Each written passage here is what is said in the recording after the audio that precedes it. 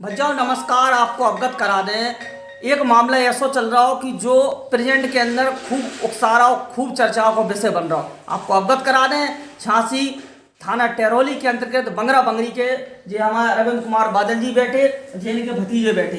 आपको बता दें, अरविंद कुमार बादल जी ने भतीजे की मदद करने के चक्कर में जो खुद फंस गए।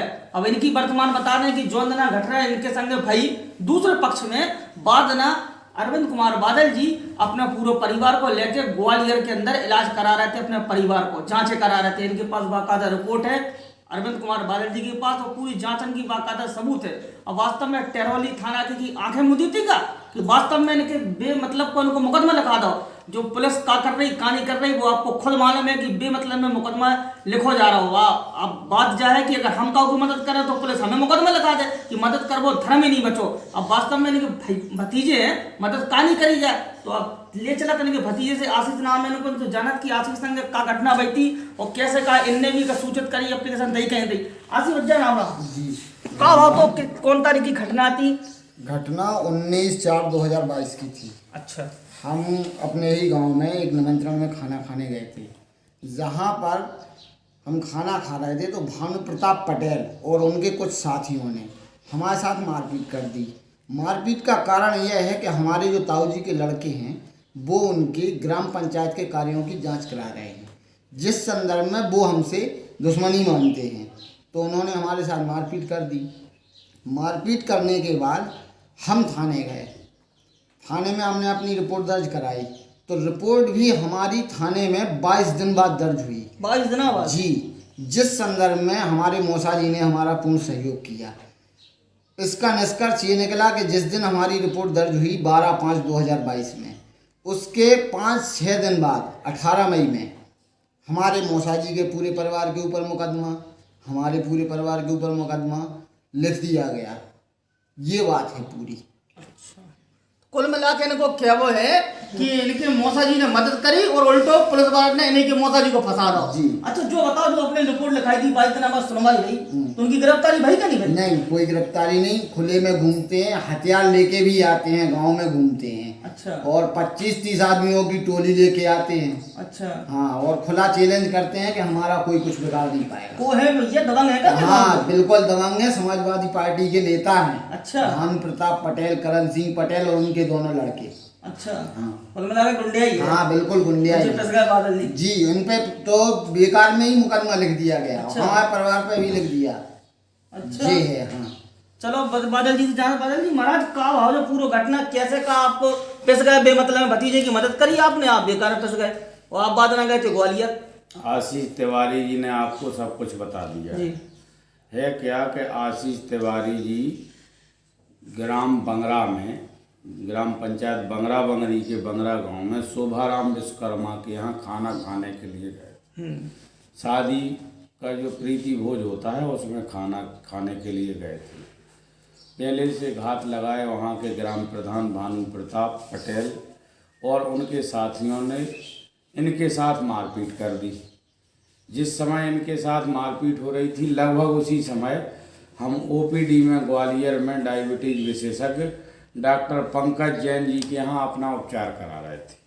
हमने उपचार कराने के बाद दवा खरीदी। दवा खरीदने के बाद चूँकि रात हो गई थी तो हमने सोचा किसी होटल में विश्राम कर लें। तो 2-4 होटल देखने के बाद ग्वालियर के अम्बे तारा होटल में हम रुके।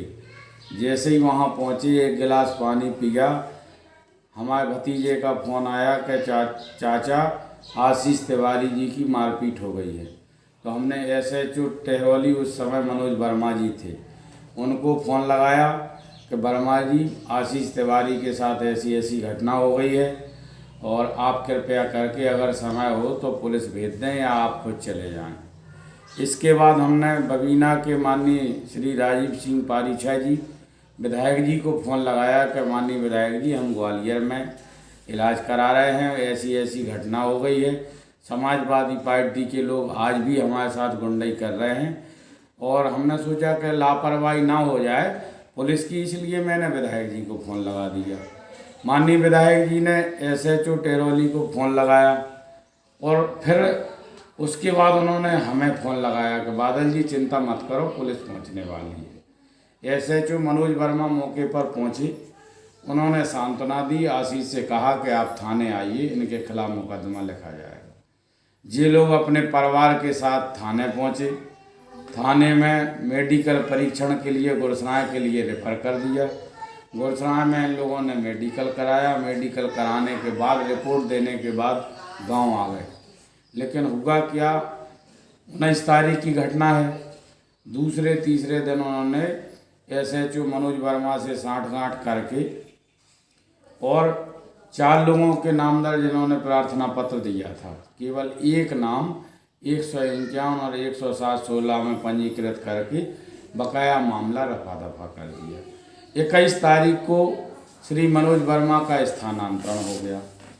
इसके बाद सब इंस्पेक्टर श्री सुभाष कुमार जी को चार्ज मिला। तो जैसे ही नया इंस्पेक्टर आया तो जे आशीष तिवारी और हमारे बड़े भाई साहब थाने गए मिलने के लिए। तो उन्होंने कहा कि अभी हम आए हैं, इस पर विवेचना करते हैं। इसके बाद 10-12 दिन बाद उनका भी चार्ज छिन गया। फिर तीसरे थाना अध्यक्ष एसएचओ श्री जितेंद्र मोहन जी आ गए। यहाँ ये लोग फिर बबीना विधायक जी के यहाँ पहुँचे। माननीय विधायक जी ने कप्तान साहब के यहाँ एप्लीकेशन को व्हाट्सएप किया, उन्हें बताया। इसके पहले इन्होंने मुख्यमंत्री पोर्टल पर शिकायत की, एसपीआरए साहब से भी मिले। एसपीआरए साहब ने भी मुकदमा के लिए एफआईआर के लिए आदेश किया। इन तमाम संघर्षों के बाद 22 दिन बाद 12 मई को आशीष तिवारी की तहरीर पर बड़ी मुश्किल से मामूली धाराओं पर 323, 504, 506 में विपक्षी गणों पर मुकदमा लिखा गया। हमारा अपराध केवल इतना था कि हम आशीष तिवारी की पैरवी कर रहे थे। इतने अपराध में हमारे पूरे परिवार को सज़ा मिल गई और ऐसी सज़ा नहीं मिली। हम तो चूँकि ग्वालियर में थे, सारे साक्ष्य हमारे पास मौजूद हैं। हमारा जो भतीजा 2017 में जिसकी मौत हो गई थी, उसके नाम भी एफआईआर दर्ज हो गई प्रशांत पुत्र शिवदयाल बादल के खिलाफ। हमारे बड़े भाई श्री शिवदयाल बादल के खिलाफ मुकदमा पंजीकृत हो गया। और आशीष तिवारी के पक्ष में कुंवर कमल सिंह चौहान की पत्नी ने इनके पक्ष में गवाही दी थी, तो कमल सिंह के खिलाफ भी मुकदमा दर्ज हो गया। आशीष तिवारी ने अपनी तहरीर पर जो मुकदमा लिखाने का प्रार्थना पत्र दिया था, तो आशीष तिवारी के छोटे भाई अमित तिवारी, इनके चचेरे भाई टिंकू तिवारी, चाचा रमजू, इनके चाचा श्री रमजू तिवारी के खिलाफ, मतलब सब लोग कुल मिला के 8 लोगों के खिलाफ मुकदमा दर्ज हो गया। 2 लोग अज्ञात में। और कितने 18 मई को हमारे खिलाफ घटना दिखाई 19 अप्रैल की, जबकि हम ग्वालियर में मौजूद थे। दूर दूर तक घटना से हम लोगों का कोई संबंध नहीं है। हमें 20 तारीख को पता चला। 20 तारीख को पता चला तो हम झांसी गए। हमने अपने सारे मेडिकल के जो डॉक्टर को दिखाया था, पर्चा बिल वगैरह सारे। दूसरे दिन हमने अपने लड़के को दिखाया त्वचा रोग विशेषज्ञ के यहाँ। फिर हम लगभग होते 11-12 बजे से वहाँ से निकले। धूप ज़्यादा थी। 2 बजे हमने पीताम्बरा माई के दर्शन किए। लगभग 3:30 बजे हम झांसी आ गए। चूँकि हमें उस दिन काफ़ी निमंत्रण थे, तो हमने सोचा माननीय विधायक जी को भी निमंत्रण है, कुछ निमंत्रण हमें भी थे। 4 बजे हम माननीय विधायक जी के पास गए और 20 तारीख को हम लगभग 11 बजे तक उनके साथ रहे। जी हमारा 2 दिन का वहाँ का कार्यक्रम रहा जी हमारे साथ। और हुआ क्या, फिर हम कल जाके 21 तारीख को हमने ट्विटर पे आईजी महोदय, डीआईजी महोदय, कप्तान साहब महोदय, deputy CM Maurya ji, deputy CM Pathak ji, मुख्यमंत्री पोर्टल पर अपनी सारी शिकायतें हमने रात में कर दी। इसके बाद कल हम माननीय सांसद महोदय जी के यहाँ भी गए। उनके प्रतिनिधि ने डीआईजी महोदय जी को फ़ोन से अवगत कराया कि बादल जी दूर दूर तक किसी घटना में कोई जिक्र नहीं था, केवल आशीष तिवारी जी की पैरवी कर रहे थे। तो जो पीड़ित पक्ष है उसको तो न्याय नहीं मिल पाया। हुआ क्या, पेशबंदी के चलते पुलिस ने एक तरफा कार्रवाई कर दी। इसमें जो सीओ पहले थे श्री अनुज कुमार सिंह, उन्होंने बड़ी साठगांठ करके विपक्षियों के साथ, और एसएचओ टेहरौली ने साठगांठ करके एक तरफी फर्जी मुकदमा पंजीकृत करा दिया। कल हम डीआईजी महोदय के यहाँ गए, उन्होंने हमें आश्वासन दिया कि निष्पक्ष जांच की जाएगी। फिर हम एसपीआरए महोदय जी के पास गए, उन्होंने भी कहा कि निष्पक्ष जांच की जाएगी। और नए जो हमारे सीओ साहब आ गए हैं श्री विवेक सिंह जी, उनके पास भी गए, उन्होंने कहा अरविंद बादल हम तुम्हें पहले से जानते हैं, तुम्हारा नेचर बढ़िया है, तुम चिंता मत करो, तुम्हारे साथ निष्पक्ष जांच होगी।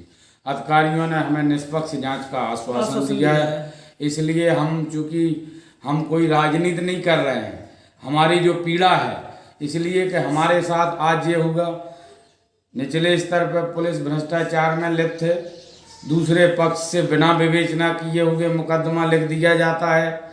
हमने भारतीय जनता पार्टी की लगातार 8 महीने दिन रात करके सेवा की है, और आज हम जैसे कार्यकर्ताओं का जब फर्जी मुकदमा लिख दिया जाएगा तो आम कार्यकर्ताओं का क्या होगा। इसलिए हमारी आपके माध्यम से इस प्रदेश के यशस्वी मुख्यमंत्री माननीय श्री योगी आदित्यनाथ जी से हाथ जोड़ करके प्रार्थना है कि इस विषय को लेकर के गंभीरता से जांच कराएं, दोषी अधिकारियों के खिलाफ कार्रवाई हो, और जिन्होंने हमारे खिलाफ झूठा प्रार्थना पत्र दिया है उनके खिलाफ भी 420 की कार्रवाई होना चाहिए, तभी हम संतुष्ट होंगे। दूसरी चीज़, हमारे भाजपा के कुछ नेताओं को गुमराह करके और समाज के लोगों को लेकर के फ़ोन करा दिया होगा, यहाँ साठगांठ कर ली, इसलिए पुलिस ने कोई विवेचना नहीं की और हमारे खिलाफ मुकदमा दर्ज हो गया। इसलिए आपके माध्यम से हम यहाँ के माननीय सांसद प्रतिनिधि ने जो हमारी मदद की है, श्री अतुल अग्रवाल जी ने, हमारे बबीना विधायक जी श्री राजीव सिंह पारीछाई जी ने हमारी मदद की है, और प्रत्यक्ष और अप्रत्यक्ष रूप से समाज के और सर्व समाज के लोगों की जो हमारे प्रति, हमारे परिवार के प्रति जो हमारे प्रति जो सहयोग किया है, उन सब का हम हृदय से आभार व्यक्त करते हैं, और सब लोगों से अपेक्षा करते हैं कि जब भी कोई गलत कार्रवाई करता है उसके लिए हम सब आपके साथ हैं, और प्रशासन से उम्मीद करते हैं और पूरी उम्मीद है कि हमारे साथ निष्पक्ष जांच होगी। और अगर मेरे शब्द एक भी गलत हों तो हम तो कह रहे 2 धाराएं और बढ़ा के लिख दो, हमें कोई चिंता का विषय नहीं है, लेकिन जांच निष्पक्ष और ईमानदारी से हो जाए। जो विवेचक हैं उन विवेचक का जरूर विवेचक को बदलना चाहिए, कोई स्वच्छ और साफ छवि के व्यक्ति को, किसी अधिकारी को जांच दी जाए जिससे हमारी निष्पक्ष जांच हो सके, यही हमारी प्रशासन से मांग है। उत्तर प्रदेश के मुखिया आदित्य योगीनाथ जी का बुलडोजर शहरों के अंदर देखने को मिल रहा है, परंतु जो पुलिस प्रशासन आंख मूंद कर जो कार्रवाई बेगुनाह लोगों को कर रही है, तो इस पर भी मुझे विश्वास है कि मुख्यमंत्री जी इन पुलिस प्रशासन पर ही जोर कसे और ऐसे लोगों पर कार्रवाई ना करें, जो सही है उस पर कार्रवाई ना करें। कैमरामैन आशीष के साथ देवेंद्र कुमार, संवाददाता देव न्यूज झांसी।